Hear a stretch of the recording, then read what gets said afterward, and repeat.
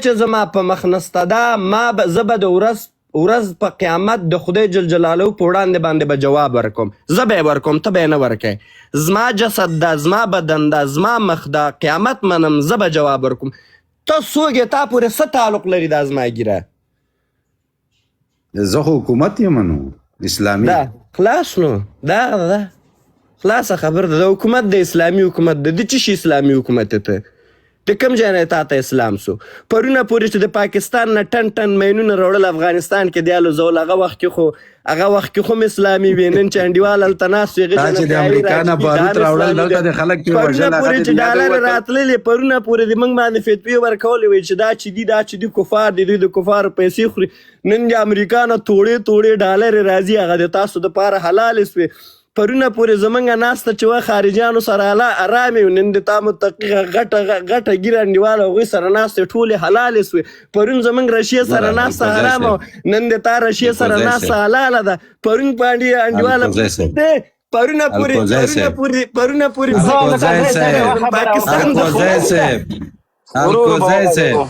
زادران صاحب زما د سوال جواب راکړه. دا حکومت پورې تعلق نه لري، یو مسلمان د ورځ د قیامت د یو انسان پورې تعلق لري.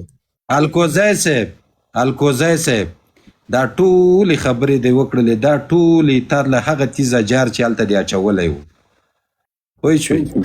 دا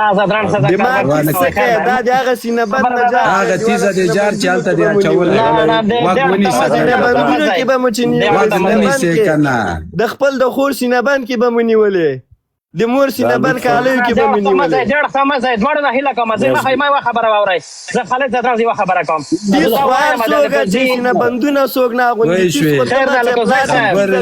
خبرې ته غوږ نیسه، یو خبره کوه یوه آرام خیر ده آرام.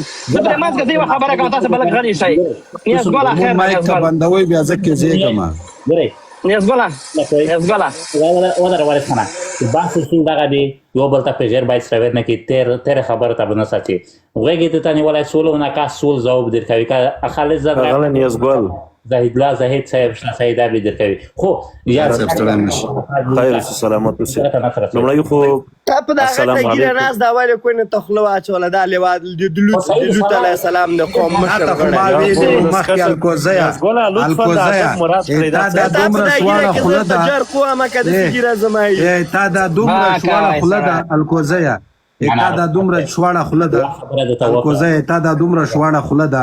والله که په بحث پوهېږې یو ساعت وارث وغږېده، نیازګل ناست و، موږ دا خبرې ونه کړلې. خپله دې وطن ته وفادار نه دي، دا خپله کوشش کو چې د فامیل سره د دې وطن نه ووځي. دی روچي نن ونه وطن ګټي، دی روچي نن په وطن غږېږي، دی روچي وطن پسې وختوي. خبره باید په بل ډول شی وای. خیر خلکو زه یم چې څه یې وایي، خیر موږ داسې یایو. ښاغلی زادران ښاغلی خیر سلامت اوسئ. السلام علیکم ورحمت الله وبرکاتو. هیڅ چاته اجازه نه ورکوم چې ګیرې ته توهین وکړي. تاسو ښاغلی نیازګل ما ته لطفا یوه دقیقه وخت راکړئ، زه دا ټول مشکل حل کوم. لومړی خو ښاغلی زادران صاحب محترم تا ته، ښاغلی وارث خان ته، ټولو هغوی چې لاندې ناست دي زما خبر یارو ټولو ته مینه او درنښت. زه اول پوهېدمه ښاغلی زادران صاحب محترم د بعضو خلکو شتون البته په بعضو بحثونو کې دا ما ته معلومات و چې شاید بحث جنجالي شي، ولې ما نه غوښتل چې ستا په خبرو کې مداخله وکړم. که زه له ښاغلي ولسکشر دا پوښتنه وکړم چې ښاغلی ولسکشره یو څوک دی په یوه ټولنه کې، په یوه مملکت کې، په یوه کلي او بانډو کې راپورته کېږي، بل مسلمان د ناحقه وژني، او زه به دا خبرې کوم چې په ورځ د قیامت زه حساب ورکوم. دا دلیل او منطق دی. ګورئ فردي عبادات یا فردي ازادي، ښاغلي ولسکشر له تا پوښتنه وکړه، ما نه غوښتل چې مداخله وکړم چې زما ګیره ده د حکومت یا هغه خلک چې اوسني نظام ورته د امر بالمعروف و نهي عن المنکر یو ریاست جوړ شوی دی، د هغوی څخه موږ دا منو چې دا البته فردي عبادت دی، ولې بعضې فردي عبادات داسې دي چې په ټولنه په جامعه کې یعنی په اصطلاح فساد خپروي.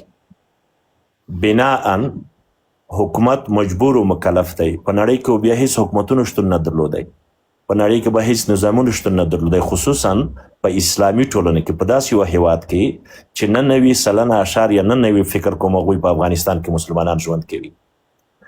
یعنی ښاغلی ولسمشر د اروپا بعضې دلایل رااخلي او دلته په یوه مسلمانه ټولنه کې تطبیقوي.